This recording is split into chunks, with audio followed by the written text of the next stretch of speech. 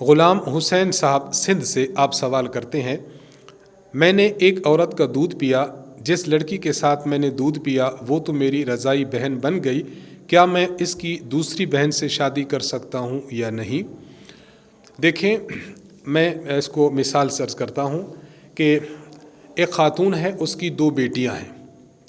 یہ بیٹی اپنی اس والدہ سے دودھ پی رہی تھی۔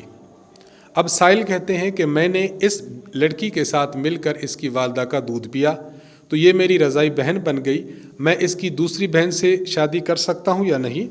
تو آپ اس کی دوسری بہن سے شادی نہیں کر سکتے۔ اس کی وجہ یہ ہے کہ جس خاتون کا آپ دودھ پئیں گے اس خاتون کے بیٹے اور اس خاتون کی بیٹیاں آپ کے رضائی بھائی اور رضائی بہن بن گئے۔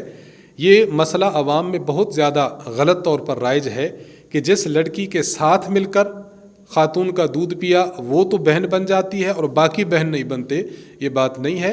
جس لڑکی کے ساتھ مل کر دودھ پیا وہ بھی رضائی بہن بن جاتی ہے اور اس لڑکی کے جو بہن بھائی ہیں وہ بھی آپ کے رضائی بہن بھائی بن جاتے ہیں۔